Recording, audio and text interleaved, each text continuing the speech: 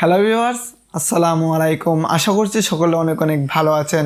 তো আমাদের মধ্যেও অনেক নতুন ইউটিউবারদের মনের মধ্যেই বিভিন্ন রকমের চিন্তা ভাবনা ঘুরপাক খাচ্ছে যে আমরা কি কখনো পারবো ইউটিউবার হতে, বা আমরা কি কখনো পারবো আমাদের চ্যানেলের জন্য 1000 সাবস্ক্রাইবার ও 4000 ঘন্টা ওয়াচ টাইম গেইন করতে।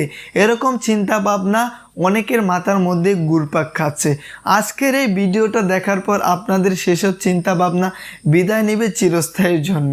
তাই আজকের ভিডিওটা আপনারা সম্পূর্ণ মনোযোগ সহকারে কন্টিনিউ করবেন। আর ভিডিওটি শুরু করার আগে আপনারা যদি এখনও আমাদের চ্যানেলের সদস্য না হয়ে থাকেন তাহলে অবভিয়াসলি আমাদের চ্যানেলটাকে সাবস্ক্রাইব করে আমাদের চ্যানেলের সদস্য হয়ে যাবেন। তো চলেন আজকের ভিডিওটি শুরু করা যাক। তো আমি কি পারবো কখনো একজন বড় ইউটিউবার হতে, এবং আমি কি পারবো কখনো আমার চ্যানেলের জন্য 1000 সাবস্ক্রাইবার ও 4000 ঘন্টা ওয়াচ টাইম গেইন করতে? অবভিয়াসলি পারবো, কেন পারবো না?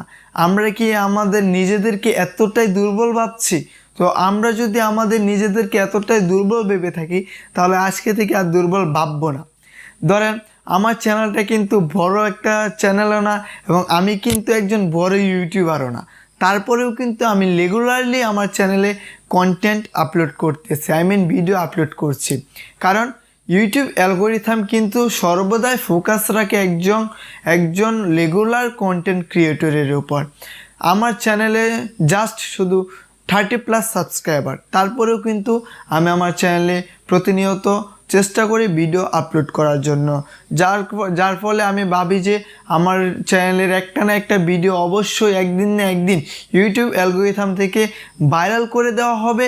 সে একটা ভিডিও থেকেই আমি 1000 সাবস্ক্রাইবার ও 4000 ঘন্টা ওয়াচ টাইম গেইন করে ফেলতে পারবো। আমি এরকম চিন্তা ভাবনা করে ইউটিউবিং করতেছি।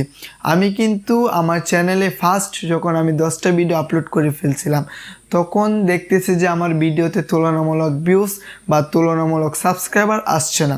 তখন আমি ইউটিউবিং করা ছেড়ে দিয়েছিলাম, যে ভাবছিলাম যে আমার চ্যানেলে কোনো সাবস্ক্রাইবার আসছে না, কোনো ভিউজ আসছে না, তো ইউটিউবিং করে কোনো লাভই নেই। তো আমি ইউটিউবিং করা ছেড়ে দিয়েছিলাম। তারপর আবার আমি এক সপ্তাহ পর আবার ইউটিউবিংয়ে ফিরলাম।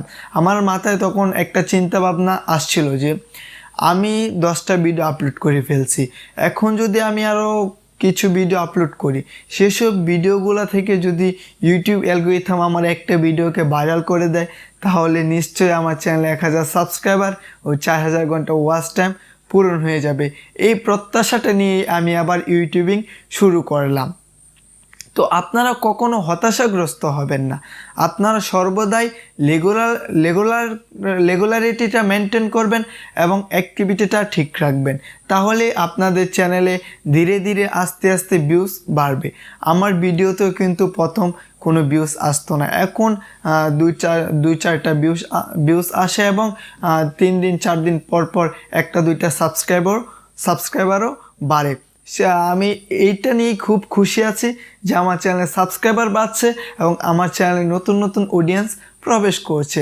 আমি আশা করছি আগামী যে কিছু মাস রয়েছে, আগামী যে 9 মাস রয়েছে, সেই 9 মাসেও আমি আমার চ্যানেলের জন্য 1000 সাবস্ক্রাইবার ও 4000 ঘন্টা ওয়াচ টাইম পূরণ করে ফেলতে পারবো। আমার নিজের কাছে এতটুকু কনফিডেন্স আছে আমার। তো আমি আপনাদেরকে সম্পূর্ণ সাজেস্ট করতে চাই যে আপনারা কখনো ধৈর্য হারা হবেন না এবং কখনো আপনারা কনফিউশনে পড়ে যাবেন না। আপনারা সর্বদা ইউটিউবিং করতে থাকুন এবং রেগুলারলি কন্টেন্ট আপলোড করবেন। যদি আপনি রেগুলারিটিটা মেনটেন না করতে পারেন তাহলে কিন্তু ইউটিউব থেকে আপনার ভিডিওগুলোকে ভাইরাল করা হবে না। তো আমিও চেষ্টা করি সর্বদা আমার অ্যাক্টিভিটিটা এবং রেগুলারিটি মেনটেন করার জন্য।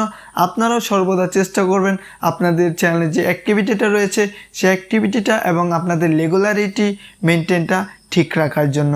তাহলে ইউটিউব অ্যালগোরিথম থেকে একদিন না একদিন আমাদের ভিডিওগুলোকে ভাইরাল করবে এবং আমরা একজন বড় ইউটিউবার হতে পারবো। আমার কাছে এরকমটাই মনে হয়। তো ভিডিওটি দেখে যদি আপনারা কিছু না কিছু অন্তত শিখতে পারেন তাহলে একটি লাইক করে দিবেন এবং আমাদের চ্যানেলটাকে সাবস্ক্রাইব করে সর্বদা আমাদের পাশে থাকবেন। সকলেই সুস্থ থাকবেন, ভালো থাকবেন। Thanks for watching.